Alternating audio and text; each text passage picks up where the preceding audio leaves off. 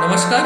आज हम ईरा के बारे में जो आपके एलएफ को जो काम करना चाहिए उसके बारे में यह वीडियो हम प्रेजेंट कर रहे हैं। तो पहले आपको क्या करना है, यहाँ पे आपका सेंटर का लॉगिन यहाँ पे करना है KYP 090600012 जो मेरा पासवर्ड है वो यहाँ पे इंसर्ट कर दिया। अभी ये जो लॉगिन है ये है आपका सेंटर का लॉगिन। तो ये है आपका मास्टर लॉगिन।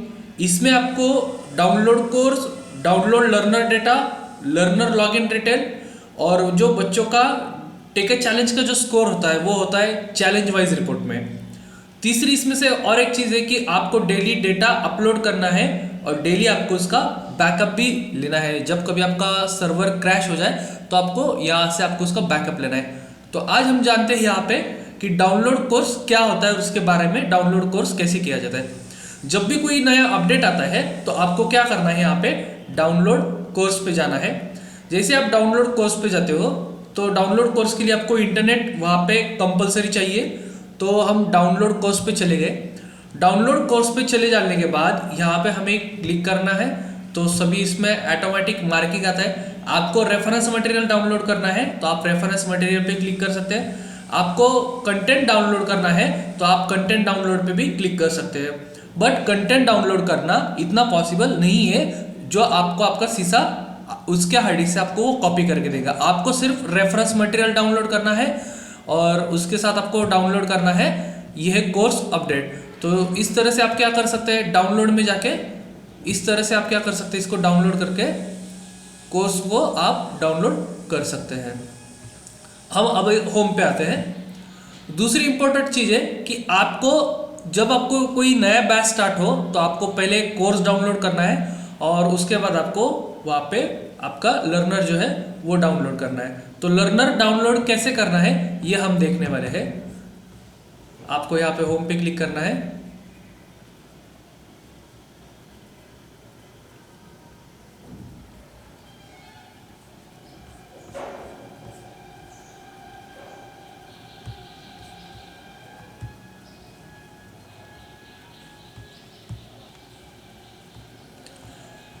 जिस तरह हमने डाउनलोड कोर्स किया तो अभी हमारा दूसरा काम है डाउनलोड लर्नर डेटा। आप जिस बैच का भी डेटा डाउनलोड करना चाहते हो तो आप वो लर्नर को डाउनलोड कर सकते हैं। जब आपका कोई लर्नर, पुराना लर्नर का लॉगिन एक्सपायर होता है, उसका वैलिडिटी खत्म होता है, तो आपको क्या करना है, उसको फिर से रीडाउनलोड करना है। तो डाउनलोड ऑप्शन में आपको जाना है। वहाँ पे आपके दो कोर्सेस है, KYP क्लासरूम और सेशन। तो यहाँ पे KYP पे हम सिलेक्ट किए। KYP पे सिलेक्ट करने के बाद यहाँ पे आपको जो बैच है, फॉर एग्जांपल मेरा अभी 2 फरवरी का बैच एक्सपायर हो चुका है, उसका लॉगिन ही नहीं हो रहा है। तो मुझे क्या करना है, 2 फरवरी को यहाँ पे डाउनलोड करना है। तो आप कोई भी बैच को डाउनलोड कर सकते हैं। जब तक आप बैच को डाउनलोड नहीं करेंगे तब तक आपका जो लर्नर है वो क्लाइंट पे लॉगिन नहीं कर सकता। तो आपको करना क्या है, डाउनलोड कोर्स और डाउनलोड लर्नर डेटा। यह चीज़ आपको सिर्फ एक ही बार करनी है। हर महीने में एक ही बार आपको डाउनलोड कोर्स करना है और डाउनलोड लर्नर डेटा आपको करना है।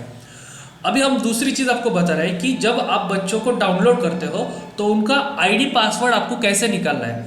तो उसका ID पासवर्ड आपको निकालना है लर्नर लॉगिन डिटेल से। तो लर्नर लॉगिन के ऊपर हमने क्लिक किया। यहाँ पे सिलेक्ट प्रोग्राम, कोई भी सिलेक्ट प्रोग्राम कीजिए। सिलेक्ट लैंग्वेज, जो भी आपकी लैंग्वेज है। अभी हमारी लैंग्वेज तो हिंदी है, हम हिंदी को सिलेक्ट करेंगे। उसके बाद यहाँ पे सिलेक्ट कोर्स। सिलेक्ट कोर्स में आप कोई भी सिलेक्ट कीजिए। फॉर एग्जांपल के लिए हमने सिलेक्ट किया BSc IT लैब और इसको यहाँ पे जो जिस बैच का मुझे ID पासवर्ड चाहिए, फॉर एग्जांपल मुझे 2 फरवरी का ID पासवर्ड चाहिए, तो हम 2 फरवरी पे यहाँ पे क्लिक किए। 2 फरवरी के बाद यहाँ पे व्यू रिपोर्ट में हम चले गए। व्यू रिपोर्ट में चले जाने के बाद मुझे यहाँ पे सभी बच्चे के जो लर्नर है उनके मुझे लॉगिन ID और पासवर्ड यहाँ पे मिल गए। और आप यहाँ से सेव करके, यहाँ पे सेव में आप उसको PDF में कन्वर्ट कर सकते हैं, एक्सेल में कन्वर्ट कर सकते हैं और इस लॉगिन ID पासवर्ड को आप निकाल सकते हैं। ओके, इसमें किसी को कुछ दिक्कत तो नहीं। चलिए अभी हम फिर से होम टैब पे आते हैं। तो फिर से आपको एक और व्यू बताते हैं। डाउनलोड कोर्स किया, डाउनलोड लर्नर डाटा किया, यहाँ पे लॉगिन डिटेल्स हमने निकाला। दूसरा है कि बच्चों का स्कोर कैसे देखना है। तो आप चैलेंज वाइज रिपोर्ट में जाइए। चैलेंज वाइज रिपोर्ट में आपको जैसे आप यहाँ पे क्लिक करते हैं तो यहाँ से आप क्या कर सकते हैं, चैलेंज वाइज रिपोर्ट जो है वो चैलेंज वाइज रिपोर्ट आप यहाँ पे निकाल सकते हैं। जैसे हम हिंदी लैंग्वेज सिलेक्ट किया, सिलेक्ट कोर्स, बैच मुझे 2 फरवरी का ही बच्चों का रिपोर्ट चाहिए। यहाँ पे इंटरनल मार्क्स हमने सिलेक्ट किया और व्यू रिपोर्ट पे हम जैसे ही चले जाते हैं तो एक टाइप से जो कुछ हमारा डेटा है वो हमें शो करता है। इसका फ़ायदा हमें इसलिए होता है कि हमारा कौन से लर्नर का स्कोर कितना है, किसको हमें आगे बढ़ाना है, किसके ऊपर हमें काम करना है, ये सब यहाँ पे शो होता है। तो देख लीजिए यहाँ पे आपको इंटरनल मार्क्स जो है वो शो करने लगे। आप इसे फिल्टर भी लगा सकते हैं। देखिए यहाँ पे हमने फिल्टर लगाया, फिल्टर लगाने के बाद ऑटोमेटिकली डेटा सॉर्ट हुआ। तो मुझे इसमें से पता चला कि जो बच्चे अभी तक क्या पता चला मुझे यहाँ पे कि जिन बच्चों ने लॉगिन किया है उनका स्कोर कितना है, तो ये मुझे यहाँ से पता चला। और जहाँ तक स्कोर नहीं है तो पता चल रहा है कि ये बच्चे अभी तक लॉगिन ही नहीं किए होंगे। तो ये हमें एनालिसिस से पता चलता है। ओके, अभी हम फिर से होम पे आते हैं। तो आपने क्या क्या सीखा इसमें? Download course, download learner data, login report और चैलेंज वाइज रिपोर्ट। अभी दूसरा काम जो है हमारे एलएफ को कि जब हमारा क्लास खत्म होता है तो क्लास खत्म होते टाइम हमें यहाँ पे क्या करना है? Upload learning data. आपको जो भी आपका स्टूडेंट ई लर्निंग करता है तो उस डेटा को आपको डेली हर दिन शाम को जब आपका सेंटर क्लोज करें आप तब डेटा को यहाँ पे अपलोड करना है। तो आपको अपलोड लर्निंग डेटा पे चले जाना है और अपलोड पे जाने के बाद यहाँ पे आपका जो डेटा है वो अपलोड होता है। डेटा अपलोड के लिए आपको इंटरनेट कनेक्टिविटी अच्छी चाहिए। आपको मिनिमम 512 kbps का स्पीड चाहिए, तभी आपका डेटा अपलोड होगा। डेटा आप डेली अपलोड करते हो तो आपको दिक्कत नहीं आएगी। इस तरह से आपका डेटा जो हो रहा है वो अपलोड हो रहा है। डेटा अपलोड में आपका मेन जो चीज़ है वो है मार्क्स अपलोड होना चाहिए, अटेंडेंस अपलोड होना चाहिए। दूसरी चीज़ की यहाँ पे LVR डेटा है, तो LVR डेटा से हमें कोई दिक्कत नहीं है, वो अपलोड नहीं होता है LVR डेटा, इसके लिए आपको टेंशन नहीं लेना है। इस तरह से हमारा पूरा डेटा यहाँ पे अपलोड हुआ। फिर हम होम टैब पे आ गए। चलिए अभी हमने डेटा को अपलोड किया। अभी हमारे LF का काम क्या है कि जो बैकअप होता है उसका डेली बैकअप ले लीजिए। चलिए रात को मशीन को कुछ हो गया और कल मशीन को फॉर्मेट ही करना पड़ेगा तो बच्चों को फिर से इरा सुनना पड़ेगा, तो हमें बैकअप लेना है। तो लर्निंग रिकॉर्ड बैकअप पे हम चले गए और यहाँ पे लर्निंग रिकॉर्ड बैकअप पे हम क्लिक किए और यहाँ पे है backup learning record with assignment file. तो आपको क्या करना है, इसके ऊपर आपको क्लिक करना है। इसके ऊपर जैसे आप क्लिक करते हो तो यहाँ पे क्या हो रहा है कि आपका जो बैकअप फाइल है वो डाउनलोड होना स्टार्ट हुआ है। तो आप इस फाइल को कहीं पे भी सेव कर सकते हो। इस फाइल को आप 2 ड्राइव पे सेव कीजिए, एक आपके पर्सनल पेन ड्राइव में रखिए, एक आपके D ड्राइव पे रखिए। जिस दिन हमारा सर्वर क्रैश हो जाए तो हम क्या कर सकते हैं, 1 घंटे में सर्वर को रेडी कर सकते हैं और इसका जो बैकअप है उसे हम रिस्टोर करेंगे।